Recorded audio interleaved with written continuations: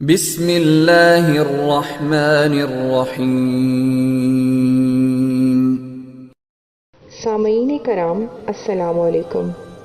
قصص الانبیاء میں جہاں سے ہم نے سلسلہ منقطع کیا تھا، آئیے وہیں سے آگے آغاز کرتے ہیں۔ رسالت پر ایمان۔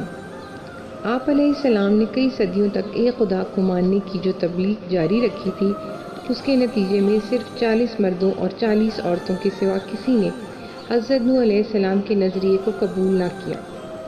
حضرت نوح علیہ السلام نے آخر کار اسی مایوسی اور ناامیدی کے عالم میں اپنے رب کو پکارا، جس کے جواب میں اللہ پاک نے حضرت نوح علیہ السلام کی دعا کو قبول فرمایا اور سرکشوں کی سزا کا اعلان کر دیا۔ آپ علیہ السلام کو حکم ملا کہ ایک کشتی تیار کر لی جائے تاکہ آپ علیہ السلام خود کو اور اپنے اوپر ایمان لانے والوں کو اس عذاب سے محفوظ رکھ سکیں۔ آپ علیہ السلام نے کشتی بنانا شروع کی۔ لوگ آپ علیہ السلام کا مذاق اڑانے لگے کہ خشکی میں انہیں کشتی کی کیا ضرورت پڑ گئی، لیکن آپ علیہ السلام حکم الہی کی تکمیل میں مصروف رہے۔ کشتی نوح علیہ السلام۔ جب حضرت نوح علیہ السلام نے کشتی بنانا شروع کی تو حکم الہی ہوا کہ اے نوح، تم 1,24,000 تختے بناؤ اور اس پر انبیاء کرام کے اسماء مبارک لکھو۔ حضرت نوح علیہ السلام نے حضرت جبرائیل علیہ السلام کے کہنے پر کل انبیاء کرام کے نام لکھے، مگر دوسرے دن صبح کے وقت یہ سب نام مٹ گئے۔ آپ علیہ السلام نہایت پریشان ہوئے اور پھر دوبارہ اسی طرح نام لکھے، لیکن صبح کو یہ نام پھر سے مٹے ہوئے پائے۔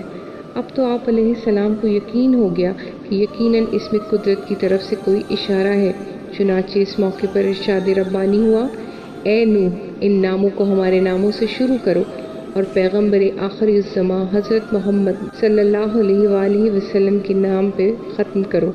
چنانچہ جب آپ علیہ السلام نے ایسا ہی کیا تو غیب سے آواز آئی، اب تیری کشتی تمام ہوئی۔ اس کے علاوہ کشتی پر 4 تختوں کی جگہ خالی تھی۔ حکم ہوا کہ اس پہ اسماء صحابہ کرام حضرت ابو بکر صدیق رضی اللہ تعالیٰ عنہ، حضرت عمر رضی اللہ تعالیٰ عنہ، حضرت عثمان رضی اللہ تعالیٰ عنہ اور حضرت علی رضی اللہ تعالیٰ عنہ کے نام لکھ دو۔ چنانچہ آپ علیہ السلام نے اسی طرح عمل کیا۔ حضرت نوح علیہ السلام کو کشتی بناتا دیکھ کر کفار ان کا مذاق اڑایا کرتے تھے۔ وہ اکثر کہتے، اے نوح، پیغمبری چھوڑ کر تو نے یہ کیا کام اختیار کیا ہے؟ یقیناً تمہارے دماغ میں خلل ہے، تو دیوانہ تو نہیں؟ اور کیا یہ کہیں ایک بوند پانی کا نام نہیں ہے اور تو یہاں بیٹھا کشتی بنا رہا ہے؟ آپ علیہ السلام کفار کی ان فضول باتوں کا کچھ جواب نہ دیتے، بلکہ یہ فرماتے تھے، اگر آج تم ہم پر ہنستے ہو تو جس طرح تم ہم پر ہنستے ہو اسی طرح ہم ایک دن تم پر ہنسیں گے اور تم کو یہ بات بہت جلد معلوم ہو جائے گی۔ حضرت نوح علیہ السلام نے اپنے بیٹوں کی امداد اور دیگر کاریگروں کے تعاون سے یہ کشتی جلد مکمل کر دی۔ کشتی کی لمبائی، چوڑائی، اونچائی بہت تھی کہ اس کا طول 440 گز اور عرض 660 گز تھا۔ کشتی کے بلندی میں 3 درجے تھے۔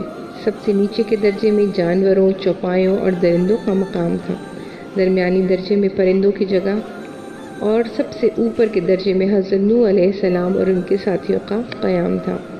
کشتی پر شیطان کا سوار ہونا۔ حضرت نوح علیہ السلام ہدایت الہی کے مطابق جب جانداروں کے 2 جوڑے کشتی میں سوار کرنے لگے تو اس موقع پر کشتی میں سوار ہوتے وقت گدھے کے پاؤں اٹکے۔ اس موقع پر حضرت نوح علیہ السلام نے فرمایا، چڑھ آ اگر تیرے ساتھ شیطان بھی ہو۔ گدھا فوراً چڑھ آیا۔ جس وقت حضرت نوح علیہ السلام اہل کشتی کا حال دریافت فرما رہے تھے تو انہوں نے شیطان کو کشتی کے ایک کونے میں بیٹھا دیکھ کر استغفار فرمایا، اے شیطان، تو کس کی اجازت سے یہاں داخل ہوا ہے؟ اس نے جواب دیا، آپ کے حکم سے۔ آپ علیہ السلام نے فرمایا، مجھے کچھ علم نہیں۔ شیطان نے جواب دیا، جب آپ نے گدھے کو کشتی میں سوار کراتے وقت فرمایا تھا، اگرچہ تیرے ساتھ شیطان بھی ہو، اس وقت میں گدھے کی دم پکڑے ہوئے تھا۔ شیطان کی یہ بات سن کر حضرت نوح علیہ السلام نے چاہا کہ اس کو کشتی سے باہر نکال دیں، مگر حکم الہی ہوا، اے نوح علیہ السلام، ایسا نہ کرو، اس میں کچھ مصلحت ہے۔ سامعین کرام، یہ تھی ہماری آج کی ایپیسوڈ۔ امید ہے کہ آپ کو پسند آئی ہوگی۔ جانے سے پہلے اس ویڈیو کو لائک کیجیے اور شیئر کرنا مت بھولیے۔ کمنٹ کر کے ہمیں بتائیے کہ آپ کو ہماری ویڈیو کیسی لگی، اور اگر آپ نے ابھی تک ہمارے چینل کو سبسکرائب نہیں کیا تو سبسکرائب کیجیے اور بیل آئیکن کے بٹن کو دبا کر آل نوٹیفیکیشن آن کر لیجئے تاکہ آپ کو ہماری آنے والی ہر نئی ویڈیو وقت پر مل سکے۔